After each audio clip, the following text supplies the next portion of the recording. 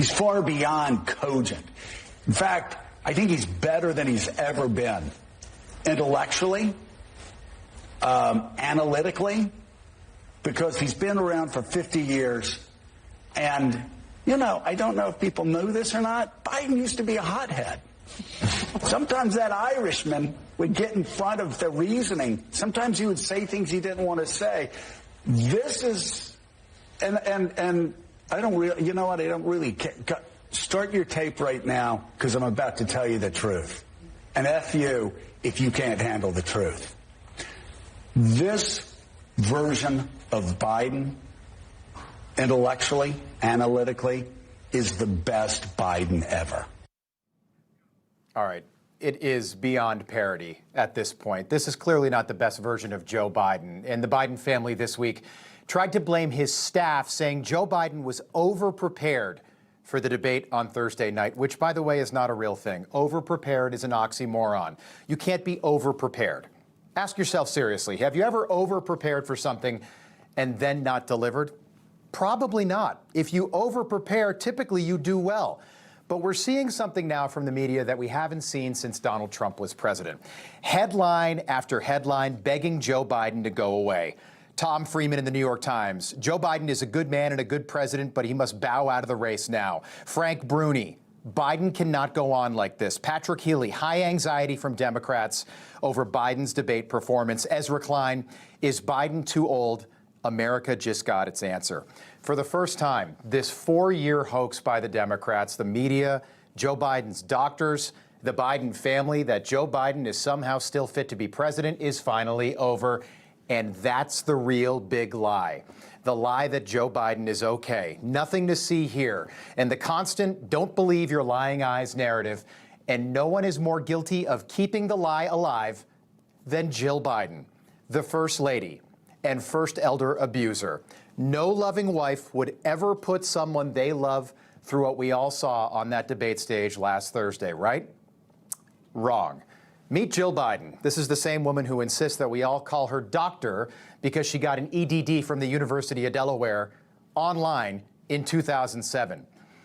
Here she is posing for next month's cover of Vogue magazine. Take a look at this right here. You're telling me that this woman right here isn't absolutely in love with the power, wearing a $5,000 Ralph Lauren dress. She loves the trappings. She loves the perks that come with living at the White House. For the last 4 years, I thought it was Barack Obama who was actually running the show over at 1600 Pennsylvania Avenue, or Ron Klain or Susan Rice, but I was wrong. It's actually Jill Biden. So Joe Biden can't drop out now. Jill's going to be on the cover of Vogue next month. To heck with Joe. Forget about the emperor. The emperor's wife has no clothes. Hedge fund billionaire Bill Ackman, this is a guy who literally votes for Democrats, tweeted that Jill Biden becomes irrelevant the moment her husband is no longer president. No more Air Force One, no more glamorous life, no more White House dinners for dignitaries, no more being treated like a queen traveling around the world. I'm sorry to be harsh, but what has become clear is that the First Lady values what is best for herself over her husband's health and the safety and security of the entire country. Now, he might be right.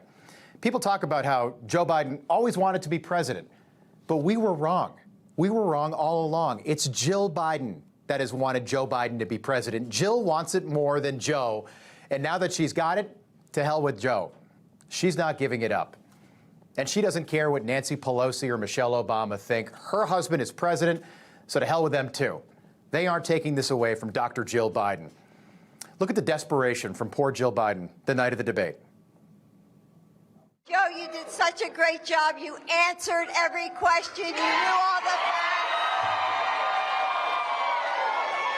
And let me ask the crowd, what did Trump do? Why? It's really sad. And I'm not a doctor. Not that I need to say that I'm not a doctor. But if Joe Biden does have dementia or Alzheimer's or whatever, and Jill Biden knows, and his doctors at the White House know, and we're in the middle of a scandal, this scandal would be bigger than Watergate, bigger than what we saw in the early 1970s with Richard Nixon. The biggest scandal maybe in presidential history. So don't feel bad for the Bidens. Feel bad for America. Feel bad for the families of the 13 U.S. soldiers that were killed in Afghanistan. Feel bad for the millions of Americans who can't afford groceries or rent or a mortgage or anything else that people can't afford right now. These people knew Joe Biden wasn't okay back in 2020, but they forced him out there anyway, and then spent the next 3+ years lying to you and lying to me about Joe Biden's condition and looking the other way. Anytime Joe did something a little bit off, they'd look the other way. For 3 years, the media has told us that Joe's okay, nothing to see here, but guess what? They can't lie anymore. The don't believe your lionized narrative ends tonight. Joe Biden is not okay, and it should be crystal clear to everyone that Joe and Jill have overstayed their welcome at the White House. The other interesting thing about a debate in June, which, by the way, has never happened before, and I didn't think much about this last week, but the Biden team knew that Joe wasn't up to it. So they proposed the most radical set of debate conditions in history, hoping that Donald Trump wouldn't agree. And when he did, the Biden team said, fine, all right, we'll do it on a Thursday night before the 4th of July, right? Nobody's going to be watching. If Joe falls on his face and fails miserably, all we got to do is get through Friday morning. That's one news cycle. Joe can do that. Because nobody in the media works during the 4th of July week, right? Joe Scarborough's on Nantucket right now.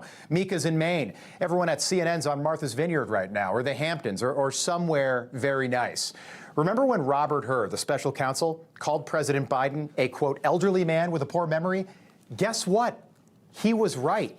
And if Biden was actually capable of doing a long-form interview or holding an hour-long press conference, he would have walked down the hall and done it already. He would have been in that briefing room today.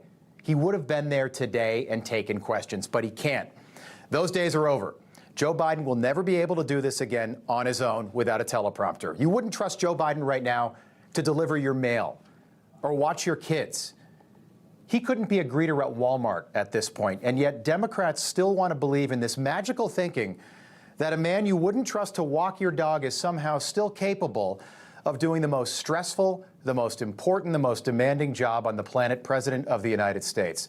And remember that report this week that stated that Joe Biden is not really president after 4 p.m. He's best between 10 a.m. and 4 p.m. Put that another way, in medical terms, it's something called sundowners, which is literally a symptom of dementia. So the White House may have inadvertently spilt the milk and spilt the beans and given up that Joe Biden is suffering from dementia. And if all this does happen, the media is going to call Joe Biden a hero. If he steps down, he will be a statesman for the ages, someone who put the country first, even though Joe Biden was worse on his first day than Ronald Reagan was on his last day in 1989.